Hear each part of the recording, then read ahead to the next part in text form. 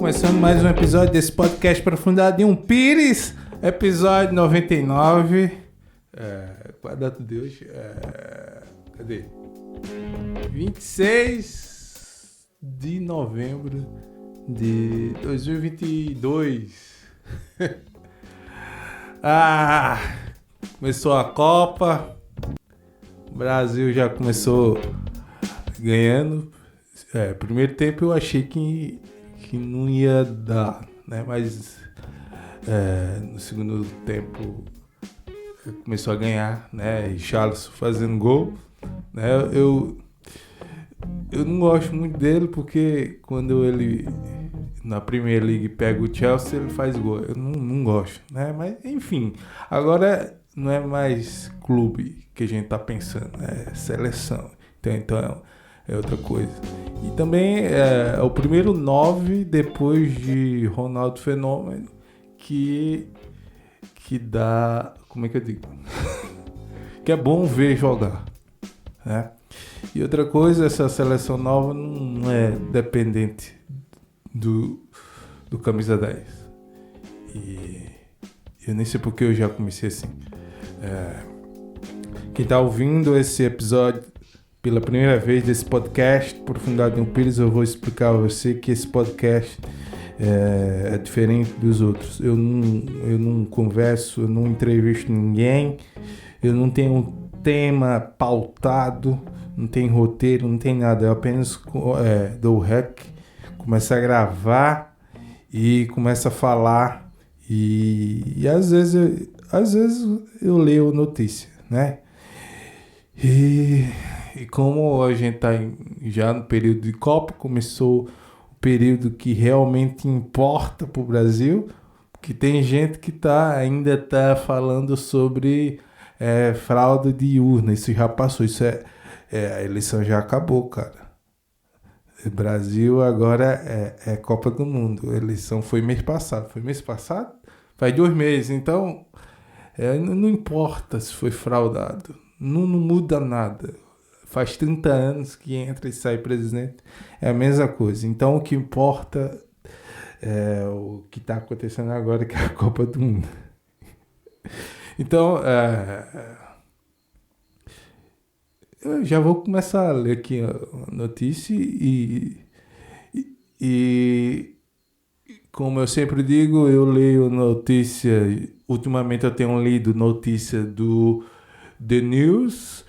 Eles não me patrocinam, mas eu gosto de ler as notícias deles. Então, eu geralmente eu estou trazendo, é uma forma de reação, é um react de notícias, né? Isso aqui eu leio e comento com minha grande inteligência, né? Então, o The News você coloca no site deles, se inscreve com seu e-mail e todo dia você recebe um e-mail com as principais notícias do dia, né? Então, esse e-mail que eu recebi foi o de sexta-feira. Você que está ouvindo a primeira vez, eu gravo na sexta-feira e posto no sábado, né? Então, eu estou lendo aqui o e-mail com as notícias da sexta-feira. Então, a primeira notícia já é, lógico, falando sobre Copa do Mundo. Então, a manchete da notícia diz assim: um brasileiro na capa dos jornais ao redor do mundo. E a foto que ilustra logo abaixo, parece que não sei falar, é a foto do momento do gol de Richarlison, aquele meio voleio. É voleio, né? Que é metade, não é a bicicletinha que você dá de costa, é meio de lado. Você que assiste futebol, você sabe o que eu tô falando.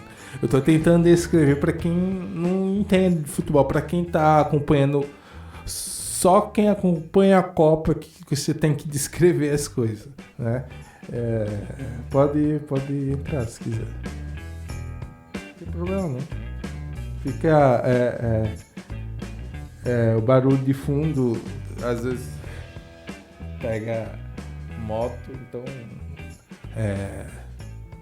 você abrindo porta e gaveta. Por quê? Eu já quebrei o raciocínio, vou voltar aqui. Então a foto de ilustração da matéria aqui é o gol de Richarlison, que é o gol até agora, o gol da Copa. A matéria diz assim: se você não passou as últimas 24 horas da sua vida em um sono profundo, bom, você também gritou e comemorou essa pintura de Richarlison. E outra coisa, eu tô com... Pera aí. Tô com minha voz meio estranha, porque eu tô convalescendo da minha gripe. Né? Eu gripei segunda, tô gravando agora sexta, mas eu ainda tô com essa voz de taquara rachada. Tô meio fanho ainda. Então, provavelmente minha voz não tá muito adequado pra gravação, né? Mas, como esse podcast, ele não tem... Peraí. Pode fechar. Como esse podcast, ele não tem uma meta de qualidade, então tá bom, tá dentro do parâmetro de baixa qualidade, de baixo orçamento desse podcast. Então, caso você realmente tenha ficado em um sono profundo, o atacante da seleção foi o responsável pelos 2 gols do Brasil ontem, na vitória por 2-0 contra a Sérvia na estreia da Copa. Então, ontem, porque tô gravando na sexta, de novo, tô falando, né? Então, ontem é quinta. Aí, quando você vai ouvir esse podcast no sábado, é anteontem, ok? Só para adaptar aí. Todo o globo de olho. Tá. Meu cérebro, ele tentou ler ao contrário. Eu tenho dislexia. Só que eu meio que já sei como o meu cérebro funciona. Eu meio que dou uma pausada e leio corretamente. Mas a primeira leitura que eu fiz mentalmente foi todo o olho de globo. Aí, mentalmente, eu já fiz. Não, isso não faz sentido. Então, eu dou a pausa e li corretamente, né? Mas agora eu tô comentando que eu fiz esse exercício para não ler ao contrário. Que eu não deveria ter dito. Mas como como eu disse, esse podcast de baixa qualidade, então qualquer comentário assim aleatório, tanto faz. Se a Copa do Mundo é o principal assunto ao redor do globo no momento, Richarlison é o tópico mais comentado do torneio. Enquanto o primeiro gol do Pombo foi típico de centroavante. Agora, eu não... me desculpa, mas eu tô por fora dessa referência do Pombo. Eu não faço a mínima ideia porque chama o centroavante da seleção de Pombo. Eu vi os caras... o Pombo fez 2 gols. Eu não peguei essa referência. Eu não sei qual é a referência. E eu tô com preguiça de pesquisar. Geralmente quando eu não entendo o que a matéria tá falando, as referências, não entendo as referências da matéria, eu pesquiso. Só que eu não quero pesquisar. Tá entendendo? Mas eu não sei a referência. Porque o centroavante Richarlison é o Pombo aqui. Não faço a mínima ideia. Um rebote de canela na pequena área. O segundo foi típico de porta-retrato. um voo acrobático depois de um belo passe de Vini Júnior. Apesar de goleadas de grandes seleções na primeira rodada como França, Inglaterra e Espanha, o Brasil é dado como principal destaque, mesmo com uma vitória não tão gorda, muito por conta do nosso recheado elenco. Meu filho. As outras também as outras seleções que golearam foi contra um time pequeno, menores. Não fez nem cócega. Era o que dava para fazer. A Sérvia não é tão pequena, né? Assim, a Sérvia é grande, né? Dadas as suas proporções, né?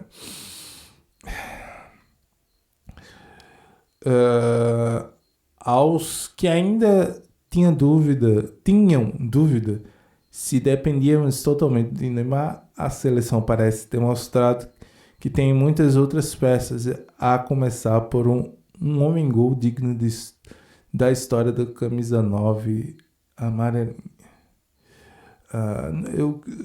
Eu não queria entender porque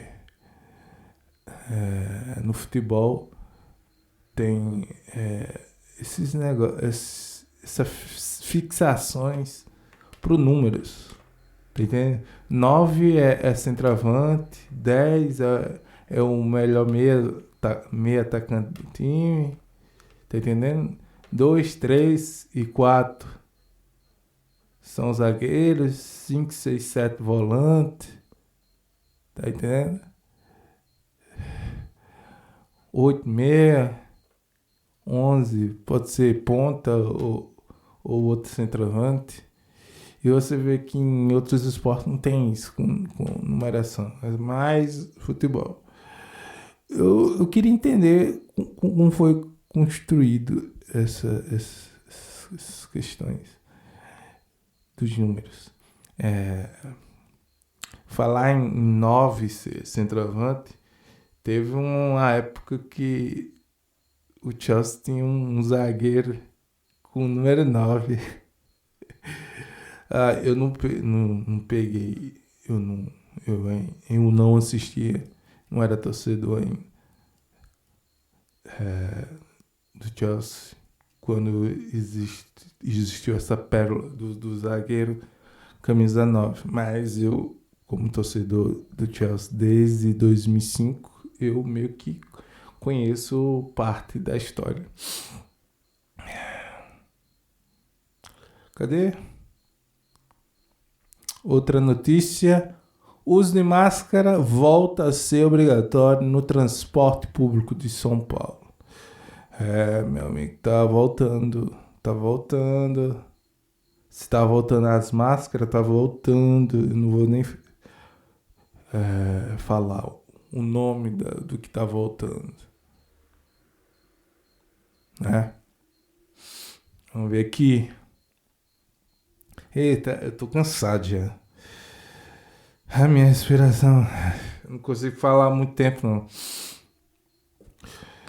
Tá difícil porque eu ainda tô me recuperando da gripe. Eu sempre que gripo, eu não fico muito bem. Eu demoro pra recuperar uma semana, basicamente. Eu fiquei doente segunda, eu vou ficar bom na próxima segunda. Ou seja, tem um sábado, domingo, tem mais 3 dias ainda pra no mínimo ficar bem. Na escola, meio que voltou também a obrigatoriedade. E é meio ruim usar máscara com a respiração meio ruim por causa da gripe. Bota a máscara, tira a máscara.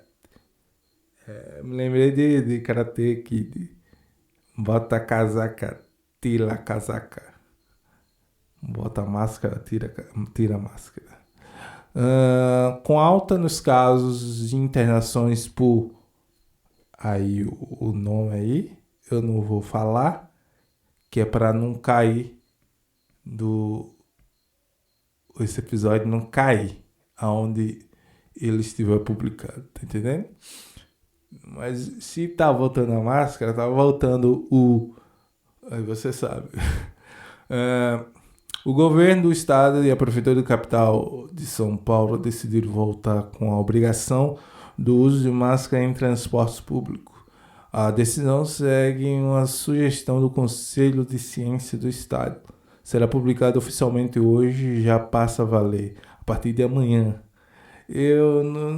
Tá bom, vou pular para outra matéria. Não quero falar sobre a máscara que tá voltando. Você entende? Ainda mais que é notícia de São Paulo. Cadê? Próxima notícia.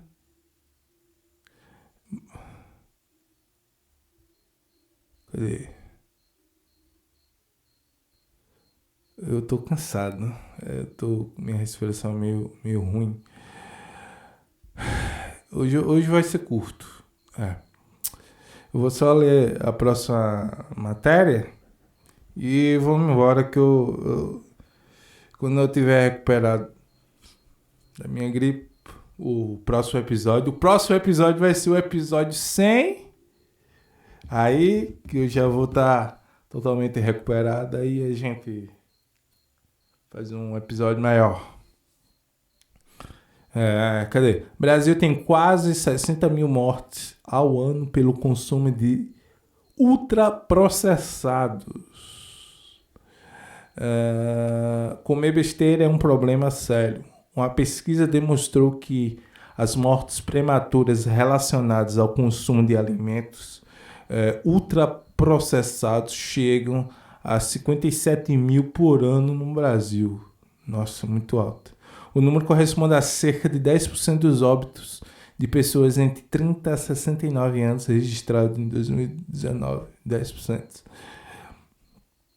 O que seriam esses alimentos ultraprocessados? Pode ser comidas ou bebidas produzidas industrialmente com alto nível de açúcar, óleo, gordura, corantes e outras substâncias e nomes difíceis que vemos nos rótulos.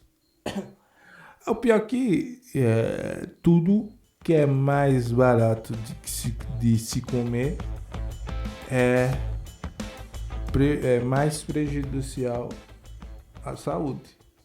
Quanto mais barato, mais processado e mais prejudicial. O que é mais natural, o que é mais saudável, sempre é mais caro. É só você olhar o preço da margarina para a manteiga, do azeite para o óleo. Você vê a diferença do preço. Tá entendendo? Por aí vai. Da carne pro, digamos assim, pros empanados, salsicha, mortadela, essas coisas processadas. Você vê a diferença de preço. Então, meu amigo, morrer por comer ultraprocessado sai mais em conta a longo prazo e a curto prazo também. Porque você ficar mais saudável é mais caro. Na prática, os refrigerantes, salgadinhos de pacote, biscoitos e lasanhas e lasanhas congeladas são exemplos que entram na conta. Inclusive, aproximadamente 20% das calorias ingeridas pelos brasileiros vêm desses tais de ultraprocessados. Um estudo também estimou que se reduzirmos pela metade o consumo desses alimentos, cerca de 29 mil mortos por ano seriam evitadas. Espera aí que eu vou colocar meu notebook para carregar, que ele tá descarregando. E se ele descarregar enquanto tá gravando, aí eu não sei se eu vou perder essa gravação. Peraí. O negócio aqui tá meio... Aí.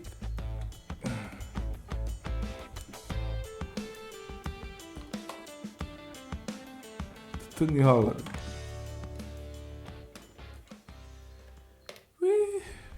Bora lá. Pronto, carregando.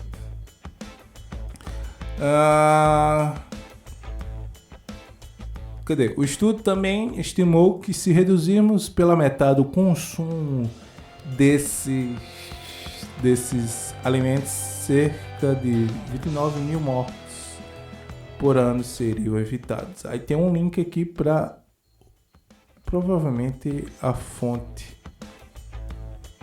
para essa matéria. Isso aqui, sendo a fonte, pode ser outra matéria ou um estudo.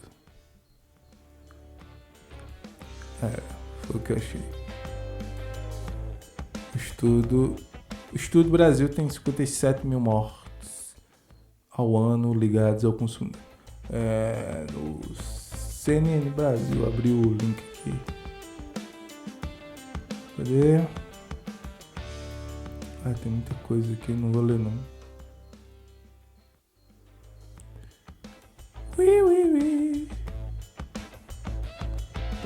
Tá bom. Fechar aqui o link. Com a nova lei que mudará a rotulagem desses produtos no Brasil, é provável que as pessoas se conscientizem mais na hora de escolher as compras de supermercado. Vá. Por causa da lei que vai mudar o rótulo dos produtos do Brasil para colocar provavelmente em letras maiores, né? O que cada produto tem, né? Se tem muito sódio, colocar que tem sódio, essas coisas aí, para se conscientizar, para a pessoa não evitar comer. É isso. A lei, os caras que querem fazer essa lei, acham que vai reduzir morte por causa que o rótulo vai ficar maior aí aquela informação. Se fosse correto, senão os caras que fumam pararam de fumar, porque naquelas é o maço que o povo chama maço de cigarro, aquela caixinha que vem o cigarro, vem com a foto feia dos caras com câncer, as fotos feias com uns dentes podres, e o cara fuma olhando para aquilo, não deixa de fumar. E quanto mais uma comida processada, a pessoa vai deixar de comer, comprar uma comida processada, porque no rótulo vai ter o que tem no produto com mais visibilidade, né? Eu não acho que vai reduzir, sabe? Porque cadê? Vou abrir aqui. Provavelmente não. Talvez alguém leia e impacte alguma coisa. Mas aí eu vou nessa lógica do igual o cara que não para de fumar porque tem uma pessoa morrendo na foto na caixa. Tá aqui, ó. O rótulo vai mostrar se o produto é fit de verdade. Isso é bom, né? Mostrar pelo menos se é fit ou não. Aí é outra coisa. Para quem gosta de ser fit, comprar uma coisa que é fit de verdade. Nesse sentido eu acho interessante. Mas porque vai evitar de alguém comer algo que não é saudável, eu acho pouco provável. Os nutricionistas vão gostar dessa. Ontem, as embalagens de alimentos industrializados ganharam uma nova rotulagem no Brasil, com alertas sobre produtos com altos índices de açúcar adicionado, gordura saturada e sódio. Esses nutrientes estão associados ao aumento de casos de obesidade, doenças cardiovasculares, diabetes e diversos tipos de câncer. Em 2019, uma pesquisa indicou que a prevalência do sobrepeso e obesidade entre os brasileiros era de quase 54%. A ideia é que, com informações mais claras e compreensíveis, as pessoas possam fazer escolhas mais saudáveis. Vai continuar. A maioria vai continuar. Agora, as pessoas que já são fit, eles vão conseguir escolher a comida sem ser enganado pelo embalagem, tá entendendo? Eu acho que nessas pessoas que já tentam ser fit vão ser ajudadas, mas as pessoas que estão nem aí pro ser fit ou não vai mudar nada, entendeu? Quais as mudanças? Alegações nutricionais. Uma lupa vai identificar o alto teor de açúcares, gorduras saturadas e sódio. Caso o alimento tenha algum desses alertas, os selos positivos como light ou livre de gordura trans não poderão ocupar a parte frontal da embalagem. Porque às vezes tem produtos que diz que é light e não são light. Nesse sentido eu acho interessante. Mudanças na estética. Todos os alimentos passam a ter uma tabela nutricional frontal para evitar os contrastes que atrapalham a leitura. Ela só poderá ter letras pretas e fundo branco. Entendi. Não fica na traseira, fica na frontal para você ler logo ao bater os olhos. E preto e branco, sem se misturar com as cores da embalagem. Ok, interessante. Simplificando os padrões. Também será obrigatória a declaração do valor energético e de nutrientes por 100 gramas ou 100 ml para ajudar na comparação de produtos. O modelo seria uma adaptação do formato usado no Chile, o primeiro país da América Latina a adotar novas regras na rotulagem dos alimentos em 2016. Em 2021, um estudo chileno mostrou que houve uma queda de 24% na compra de produtos calóricos, de 37% daqueles com alta concentração de sódio e de 27% daqueles com grande quantidade de açúcar.